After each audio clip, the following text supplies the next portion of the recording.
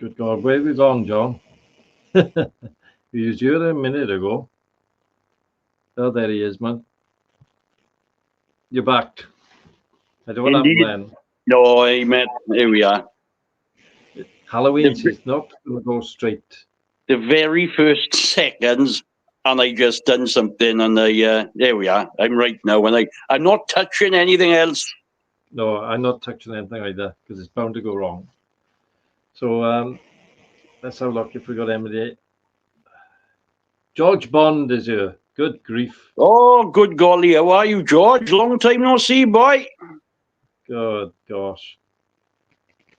George Bond. Well. How is How are you he? doing, George? And Shalom. Hey. Yeah. So, what have you had many trick or treaters to the house, car? I haven't had one. What are they going Oh, they probably know you, see. to have? Probably.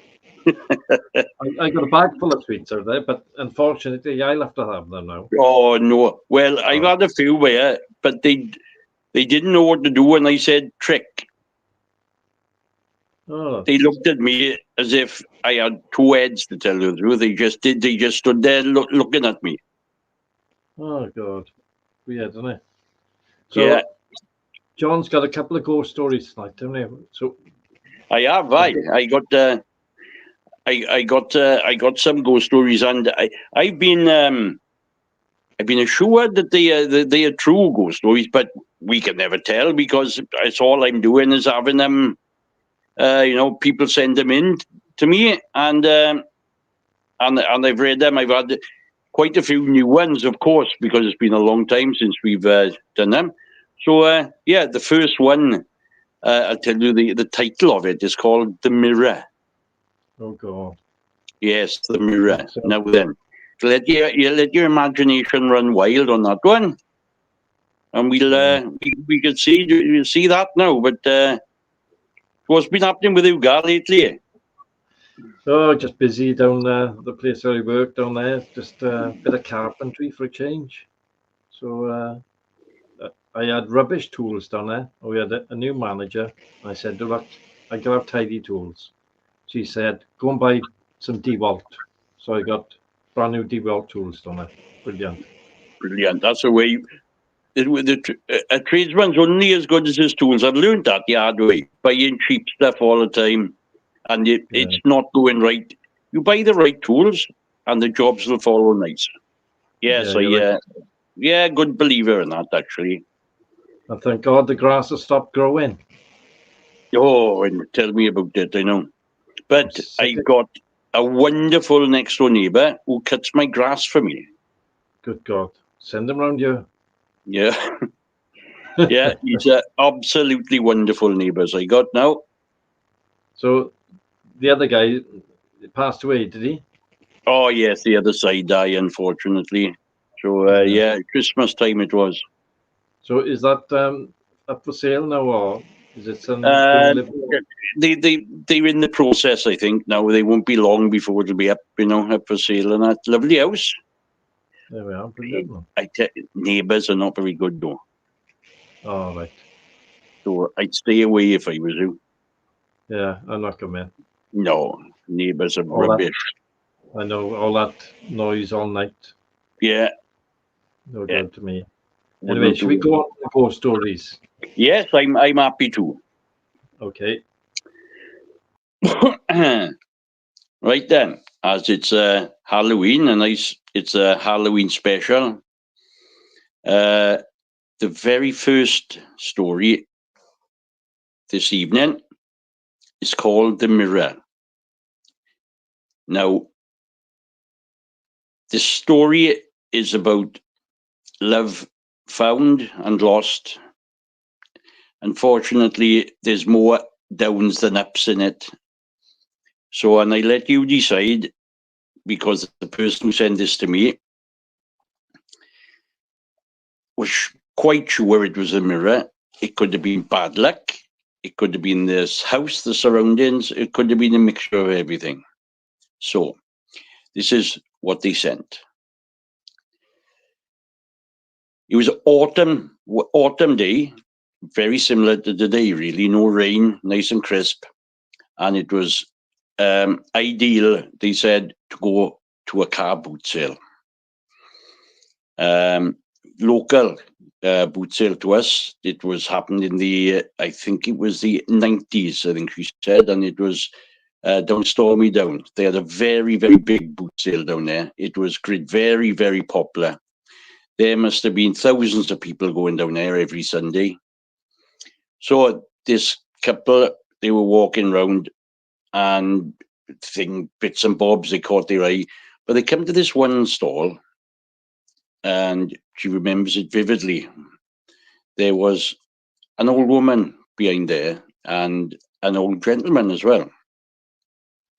And they was having a look at the stuff. Most of the stuff was quite old, and they were looking through, and she saw on the floor this like ornate mirror.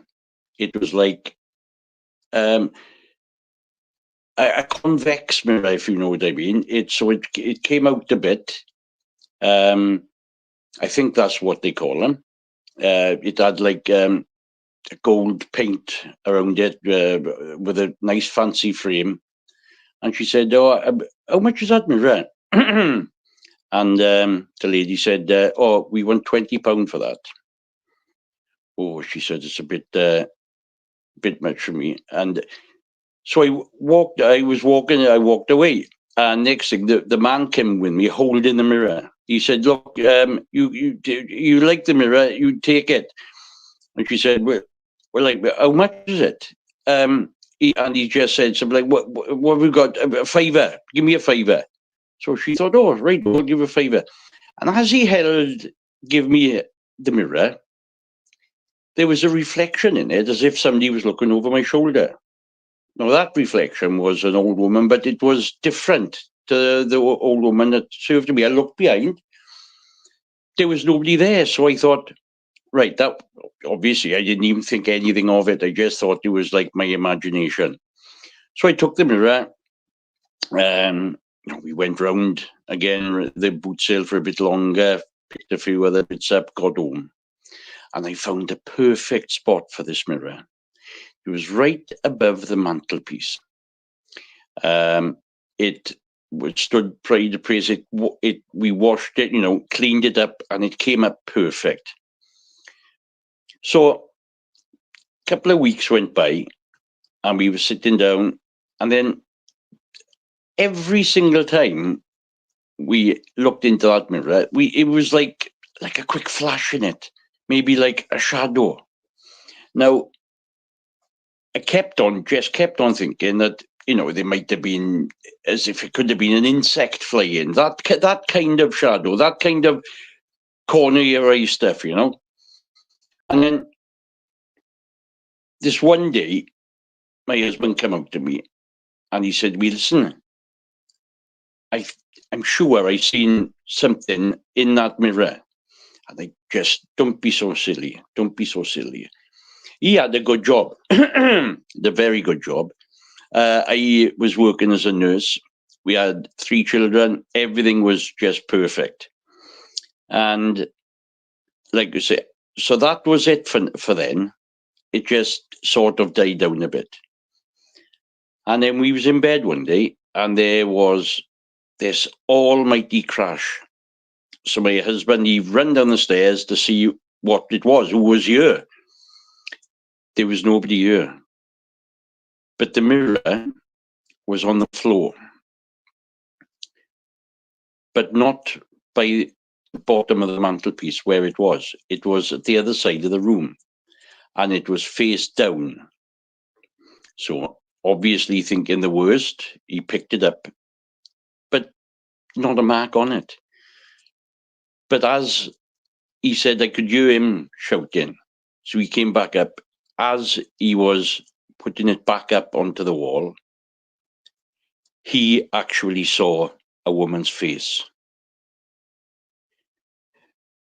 So he was scared. He came upstairs, and then it hit him then, more than anything, where the mirror landed. He said to me, it was impossible to land where it landed. and it had rolled, but it was like an oval shape, so it couldn't have rolled all the way over there. So that really, really freaked him out. But I didn't see it. So I just thought it was an imagination, it was a flash of the light, it was anything. But things got worse from there. So a few days went past, and my husband started getting down, if you want. He started to withdraw into himself. He wouldn't go out. And he kept on looking at this mirror all the time. So it took him on, he got so bad that we had to go to the doctor. And one of the first things the doctor did, especially them days, what was it, 20, 30 years ago, straight onto tablets. He did get better for a while. But again, he still had this fascination about the mirror.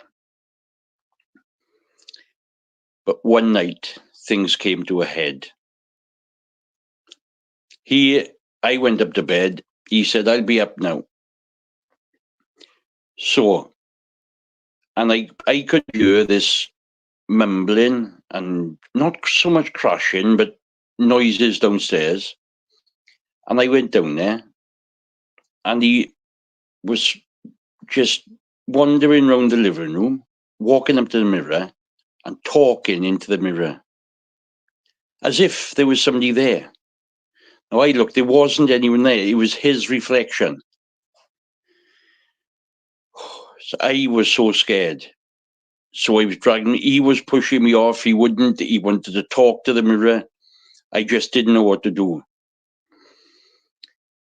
So eventually I gets him back, and we went upstairs, and I couldn't sleep that night, but he went off. He went straight off to sleep, and he woke up in the morning, and so I thought, right, we've got to talk about this. And he said, I don't know what you mean. I was down here. You said that you were going to bed.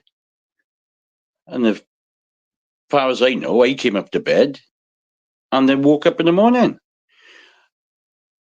And I had to tell him exactly what went on. Obviously, in them days, there was nothing to record or nothing like this on the phone. But he thought that he had came up to bed and he went to sleep as if everything was normal.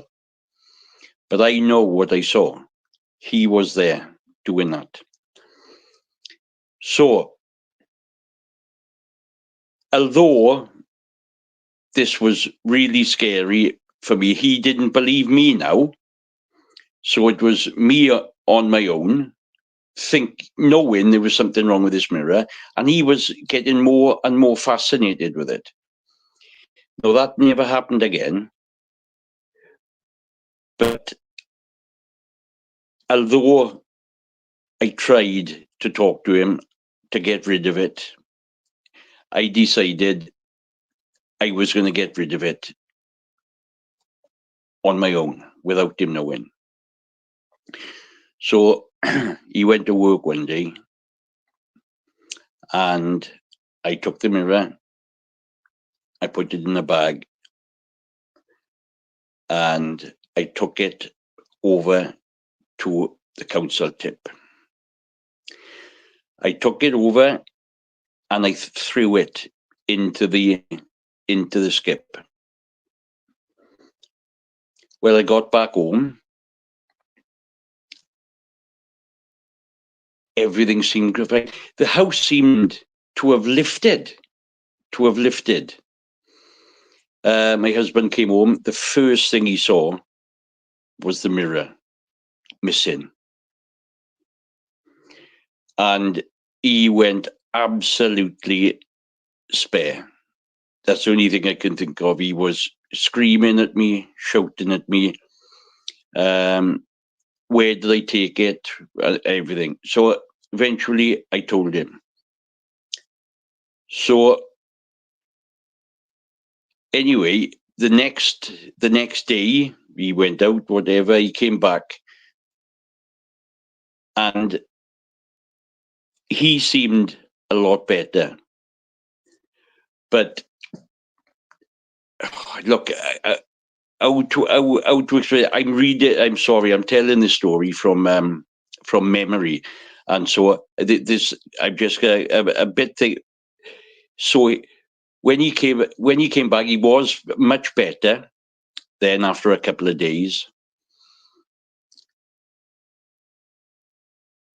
but he started withdrawing to himself. I found out he wasn't going to his job. He got laid off.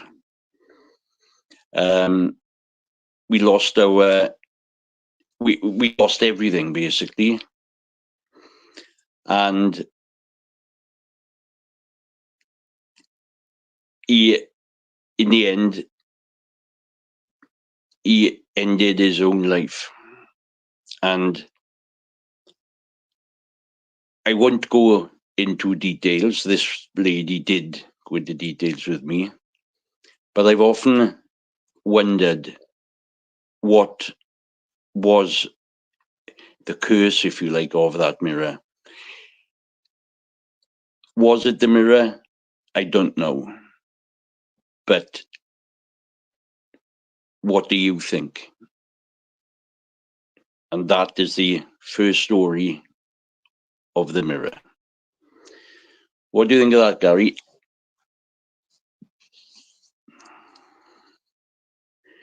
He's under the bed. No. Yeah, well, there's all sorts of strange things happening. Eh? People get attached to different things. No, obviously we know we probably both been down that story down because when I had it, I remember I've been down there so many times, and you can buy nearly everything down there. Mind you, it was fantastic. Why it came to an end, I never know. Like because it was huge, wasn't it? That was. Yeah, I think some people put some wind farms or something up there, or solar power or something. Oh, right, oh. Yeah, they bought the place, so it Right. shut down. As you talking about there, I'm going to go through everything. What did everybody think of the budget? Good golly. I see. I don't think I understand. I haven't really understood a lot of it. I've never been an employer, but they reckon it's going to kill the little businesses, don't they? But I don't know. I think it could have been a lot worse. I talked to somebody today who employs quite a few people, and he was expecting it to be a lot worse. But he said, it'll probably come up in the next budget. It'll get worse and worse for the self-employed people. So, yeah. I see what you mean. But a penny off a pint if you drink. Oh, indeed. Thing is, that was the biggest gimmick ever, right? If the pubs are selling a pint at £4.20, which is ridiculous in itself, there is no way they're going to sell it at £4.19. It's going to be logistically impossible for the pubs to do that.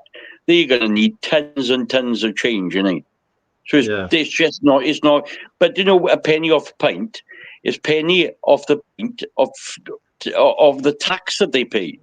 It's not a penny off the actual beer. Oh God! You see what I mean? Because they pay duty on the alcohol. That's what it's off. Oh, it's not very good, then, is it? No, that's. One good thing is the petrol hasn't gone up, so I don't really care. I got an electric car, but where would you find that? Easy. I just go out the front and it's there. Oh, see, yeah. Everyone wants to get in on the Arctia car. Yeah, no, it is good. It is very good. Well, I found this next ghost story, guy, and you're never going to guess, right? It was given to us in 2020, right? Good God. And they've got the date, yeah? Friday, 30th of October, 2020. Good God. It's nearly exactly 4 years ago. Well, yesterday. That's quite a coincidence. Only now I'm reading the date on it. Mad, isn't it? And for those that want to come back and watch more stories, we got one called The Thing, which is really scary. Oh, And very much so. every time John reads it out, I'm cringing. It is really scary. God, there's So these. Honestly, keep tuning now. When we thinking of, I think we're gonna do quite regularly again now, can't we? yeah, probably every Sunday night, is it? There we are. That sounds good. We do it every Sunday night about 10 o'clock or something like that. Right? Are we? Do you think we're ready for another one? Yeah. As it is Halloween. We only normally do one, so we Yeah. it's Halloween night, and Keep on so we coming. go right. So, as I just told Gary, this is a ghost story, Friday the 30th, October 2020.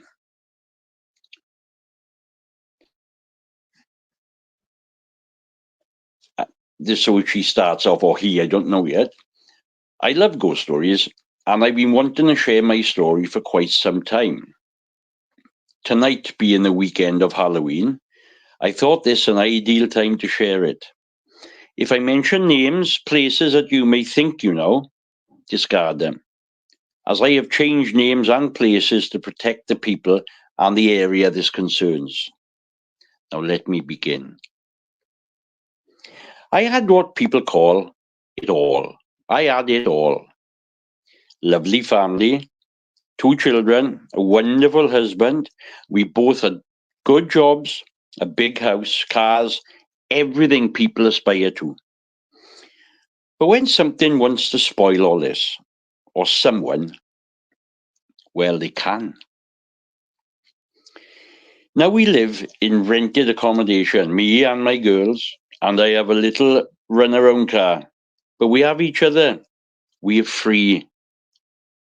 Let me explain how we got here. It was October 2015. The clocks hadn't yet gone back, but they were still getting noticeably darker in the evenings. It was getting colder, and the weather had turned bad, so we were spending more time in the house.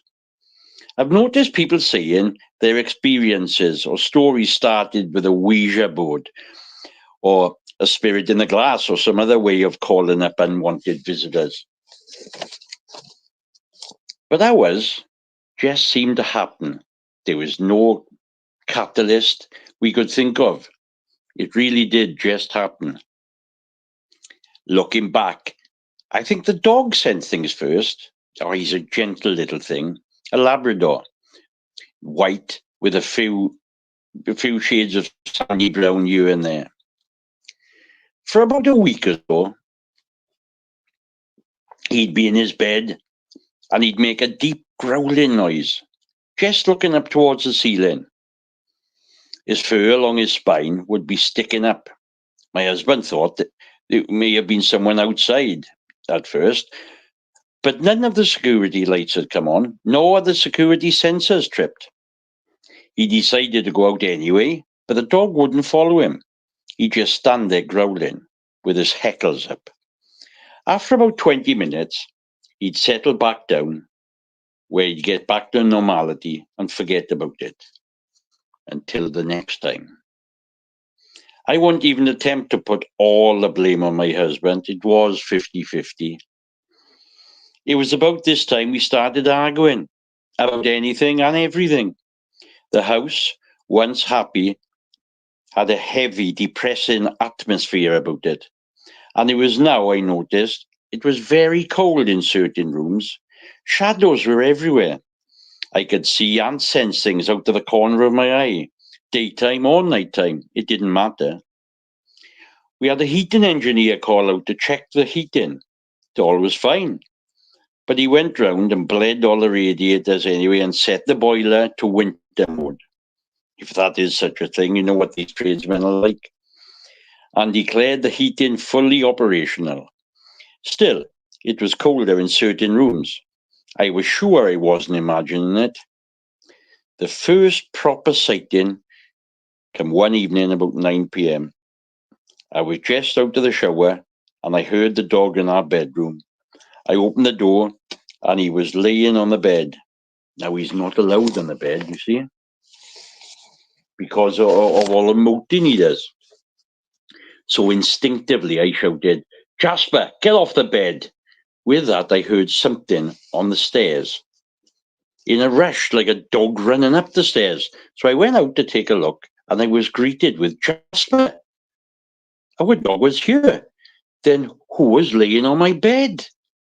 I turned round apprehensively, walked back into the room. Nothing. Nothing at all.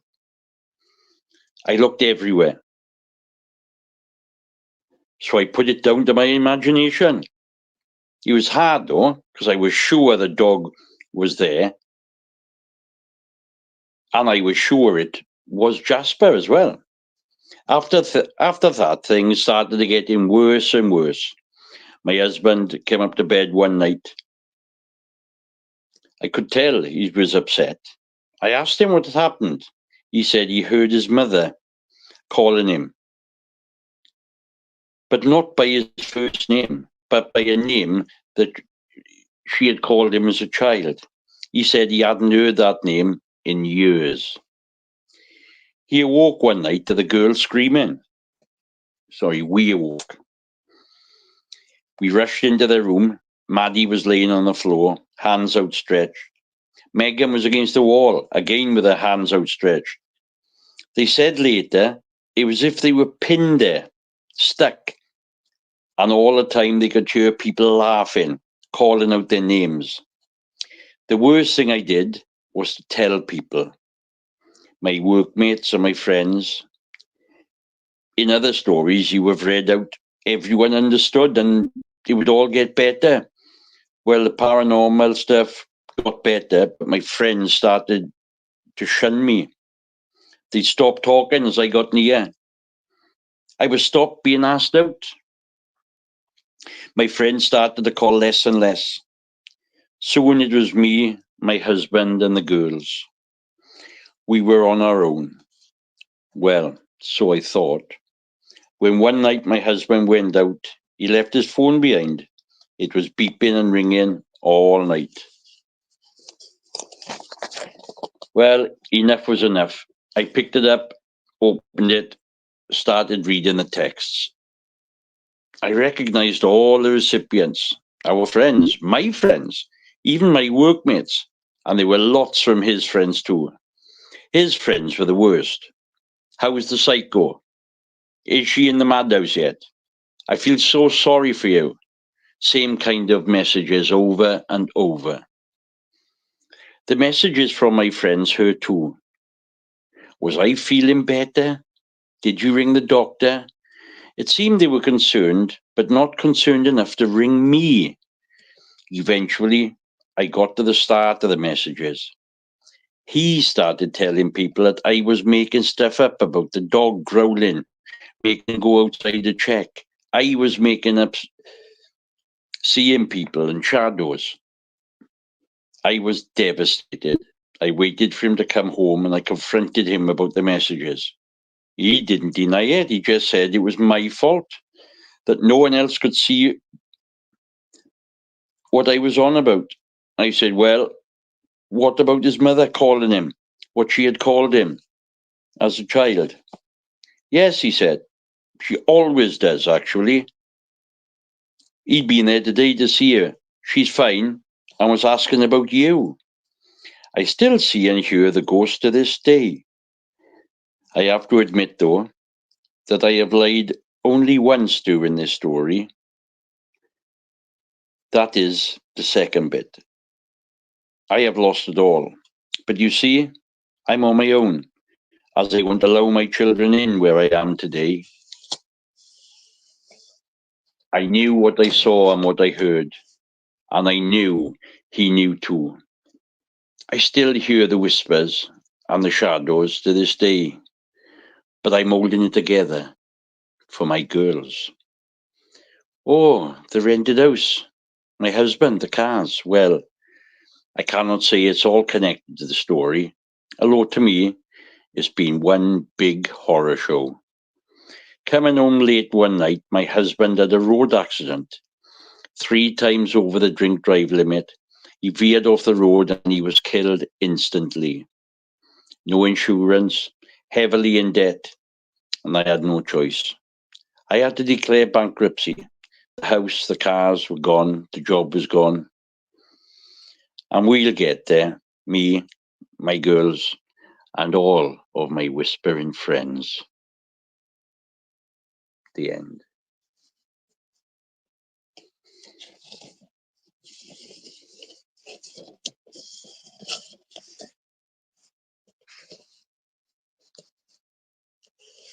What do you think of that one, Gary?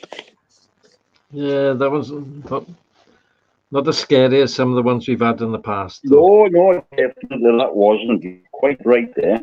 But what it is, see, ghost stories are not always scary. They're there to make you think sometimes, aren't they? I've read lately a lot of ghost stories that are concerned with.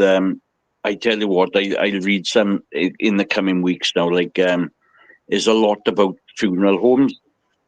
People that's worked there. Oh, Gary, you don't want to work them. They're honest to God. It's very scary, right? The stories that I heard from here. Another one, but they are quite uplifting, these ones, is the people that work in residential care for the elderly.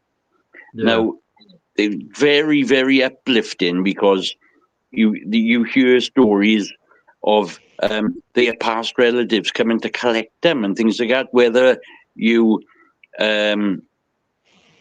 believe in this kind of thing or not, it's still overwhelming the amount of stories that come out with nurses that work there. See it because, of course, people say to me, why do ghosts only come out at night? Well, they don't, you see, because let's say 2 o'clock in the morning, you look out and there's an old man sitting on a bench. You'd think that's quite odd. But if you seen him in the daytime, you would think nothing of it. Yeah. So they're about 24 hours a day. But it seems the nighttime that people put 2 and 2 together more. So you're right, some ghost stories are scary, like the thing that we talked about. I tell you, I think I've got about 75% of that story. It's pointless me reading 75% of it. I'm going to have to find the other bit of it. But that was incredibly scary. And the one up in Penrith, that's another very, very scary one. Yeah. But then, see, you can have ghost stories that are quite uplifting too. Yeah.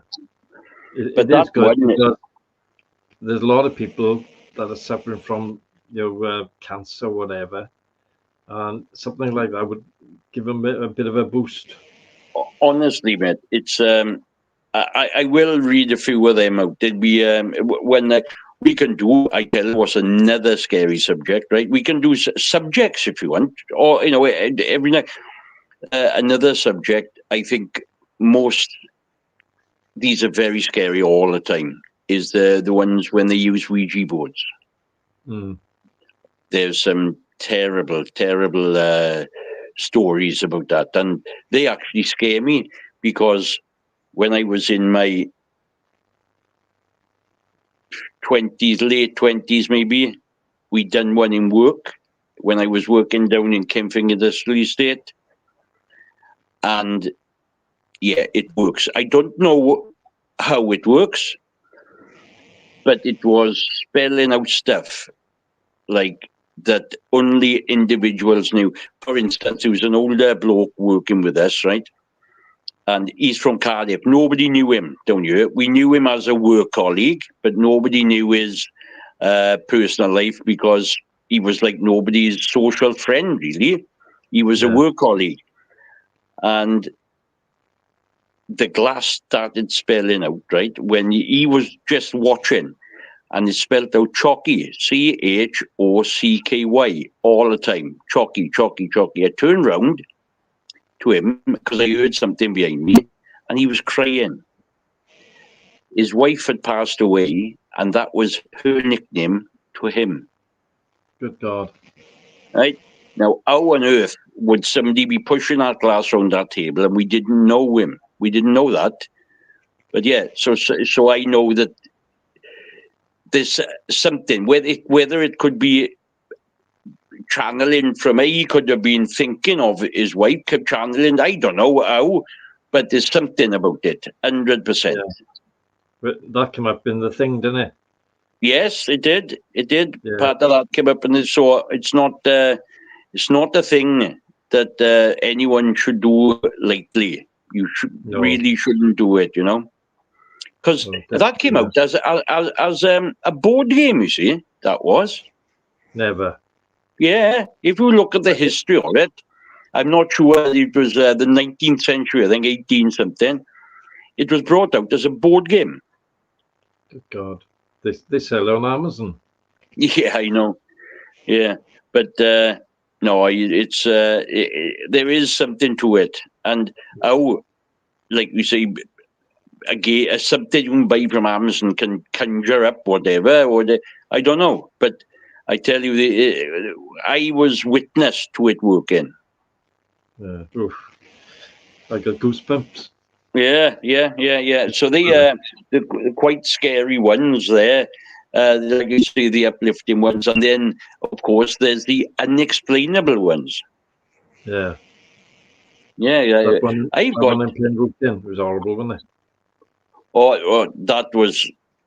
You see, that was terrifying. It was because there was a lot of mistakes made in that hospital up there throughout the years. Yeah, a lot of people died Oh, a lot of people. And see, I remember years and years ago, you weren't even allowed to ask questions years ago. I remember my mother telling me, I'm not sure, it might have been me, it might have been my sister, I can't remember who it was, but she said to me, how is, what's happening with whoever it was, her child, and she was told, mind your own business. there. Yeah, that's how much has changed today. But yeah, years ago, she was told, mind your own business, nothing to do with you. So it's terrible. Yeah, I know why. Yeah.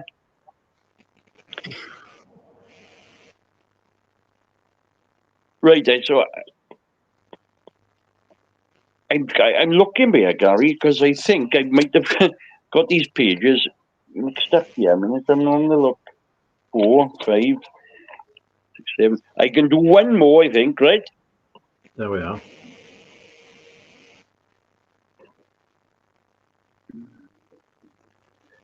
Ah, no, that's wrong.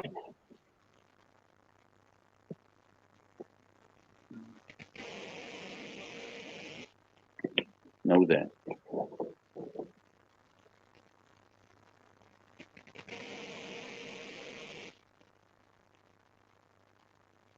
Is that the right?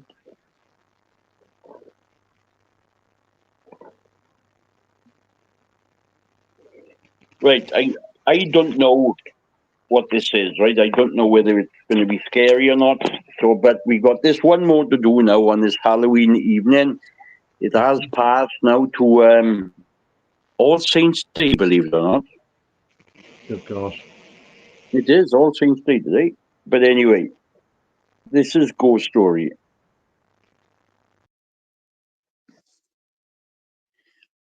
It starts off reading, this is absolutely 100% true, and which both puzzles me and scares me to this day. I will start with one incident which is in a way separate to the others that will follow, but interesting nonetheless. It was 2003.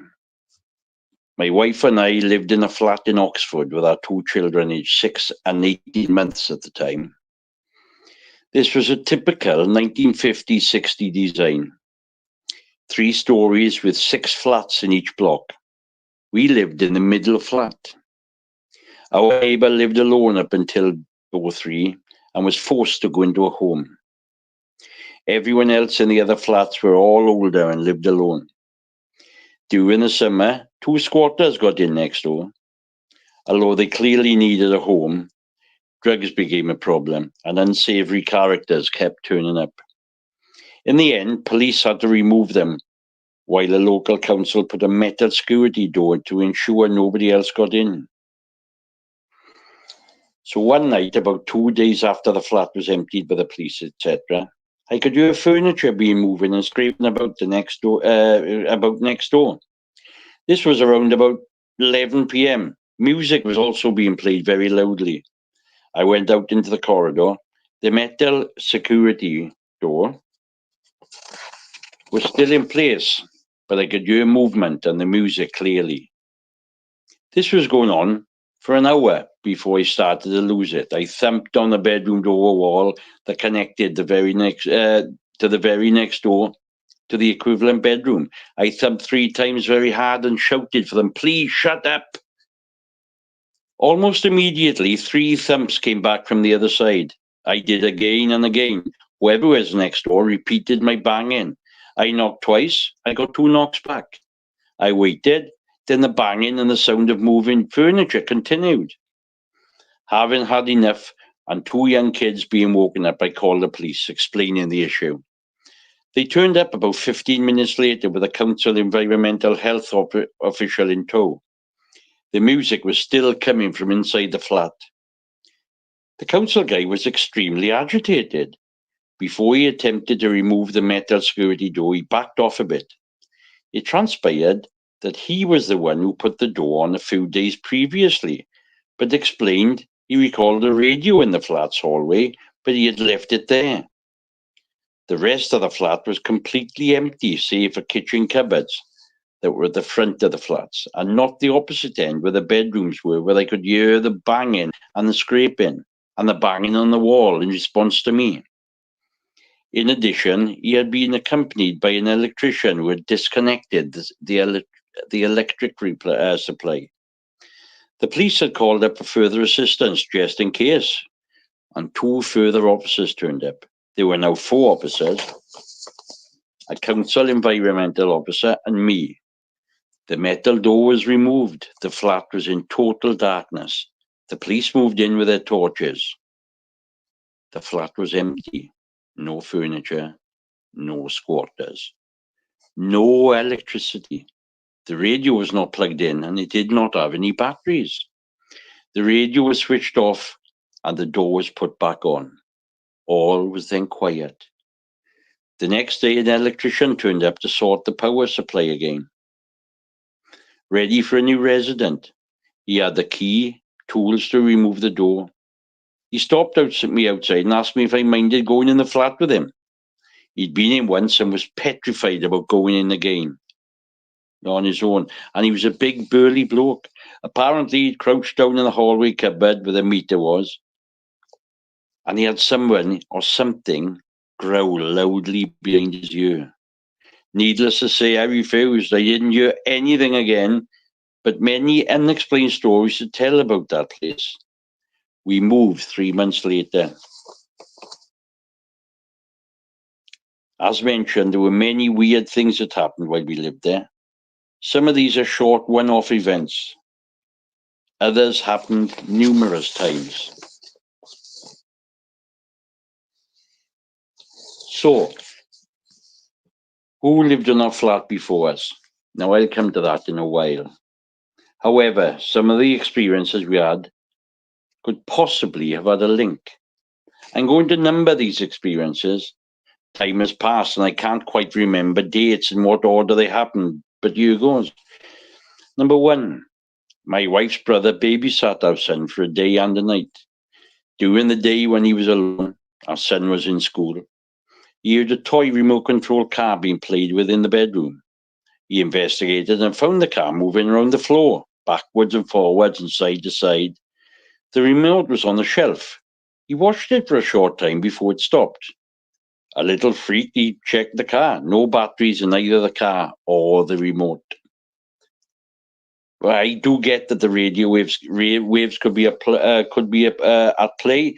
Although I have been informed from my earlier post on another site that this actually isn't possible and will need physical force to move it. Number 2, I awoke one night sensing something in our bedroom.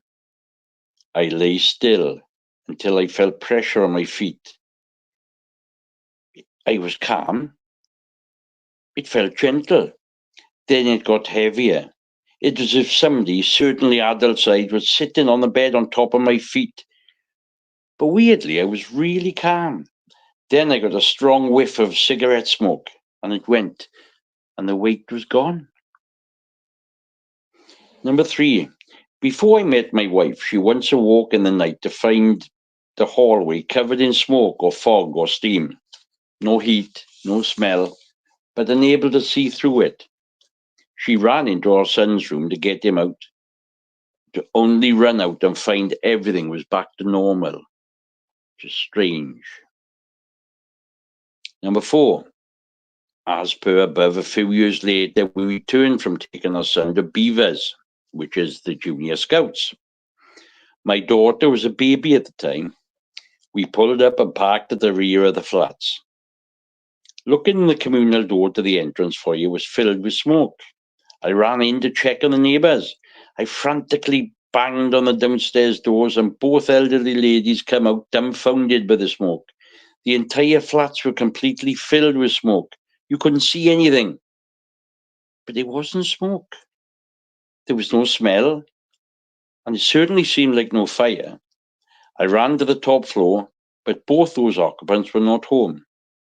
I managed to get back down and outside. My wife had called the fire brigade, who turned up very quickly. Well, the local fire station really was only 5 minutes drive away. As they arrived, the smoke, fog, mist, whatever was still there. They went in, masked, everything. Almost as soon as they went in, the mist started to dissipate. After a few minutes, the place was back to normal. They checked the main electricity display to the flats. No problem. It was all very weird. All in this one flat. Number 5, my wife laid in bed one night, smelling cigarette smoke. She awoke and felt as if somebody was laying beside her, reeking of smoke. Frozen scared for some time, she jumped out of bed. When nobody was there, and now there was no smell. Number 6, I awoke one night. This was after the mist and the fire brigade incident. Our hallway was filled with mist. I couldn't see my hand in front of me. I naturally panicked, but almost like switching on a light. The mist disappeared. Literally in a second, it went from thick fog to nothing. Number 7, one August night, I remember it clearly. It was a Wednesday, and I was waiting for a pizza delivery. My wife and I were watching TV in the front room. Our son had been in bed for an hour or so. All of a sudden, he screamed like something I've never heard before. I jumped up and ran to him. He was at the end of the hall, outside his bedroom door, and looking into our bedroom. He was staring while screaming. I grabbed him and asked him what was wrong. After he composed himself, he said, and he was 5 at this time, that he woke up and saw something bright on his bedroom floor. He went out of his room and saw a tall lady and a young boy stood in our dark bedroom. They were stood together looking at him. And this is freaking me out now as I'm typing this. He described the boy as dark-haired, a bit older than him. He said the woman was tall, had long hair, was thin, looked oldish, but had red eyes. Our son will not talk about this even now. He remembers it, but just clams up, and he's petrified. And he's 24 now. There is more to tell, but they are really the main things. Before we moved out, I spent ages trying to find the history of this place. But one thing I did find a few years later was this, and something the neighbours, who some had lived there a long time ago, would have been able to see, that there was a fire there. a bad fire, and there was a man, a woman, and his child, and they perished in the fire. So that is that story. Quite a few incidents there. I wouldn't have liked to have lived in that flat myself. No, But yeah, I scary, wouldn't have liked that. Yeah, that would I wouldn't have liked to have lived in that. So many instances where there was like not really smoke because they couldn't smell it and that. But then he found out many years after he moved out of there that there was an actual fire in there a long, long time ago. good God. The thing is, Yeah. a lot of houses are quite old, and they've had generations of different people living in them. Oh, definitely. Do you remember one story I had about the? I won't say this street name now in case I find it story again because I think it's fantastic. I had a story, right? One bloke told me about a street in Taibach, actually, I right up the remember. road there. And I had another story, and I looked and I thought, well, these are very familiar, these two stories. So I read the one of them, read the other one. And because I had the stories of the two local people. One was set in the 80s. One was set in the 80s and one was set in the early noughts. And it turns out the same street, but it was the same house. Oh, good God. And they both sent me, not obviously not word for word, but they still sent me the same kind of story. So it's probably still haunted to this day. I Now think you then. should go there, John, and stay there for a night. You know what, Gary? I will do that. I will do that, right? If you will join me, but I might have to work nights that night, right? So you will have to stay there on your own. That means then. I got to get up early in the morning, see to Oh, it. that's like that. Yeah. We'll send Shalom. Shalom, she'll do it. Yeah, and Gary. Yeah, George Bond. Yeah, George Bond. That's what I meant. So, well, there we are. That's the stories for tonight. Now we've done nearly an hour of stories, which I'm pleased because I do enjoy them, and but now I'm back on track. I'm going to get nice stories. Now some good scary ones. I don't know. We'll have to have a chat and see what theme we're going to do.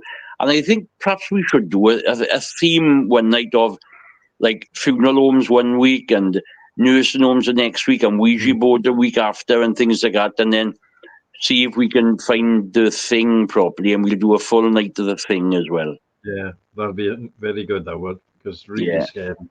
Oh, Yeah. all right. Thanks to everybody who's been watching. Please like, comment, and subscribe. Yes, thank you very much. We'll see you a week Sunday, not this Sunday coming up, but a week Sunday. Is that right, John? That's perfect. Good night, everybody, and thank you for watching. Thank you all, and good night.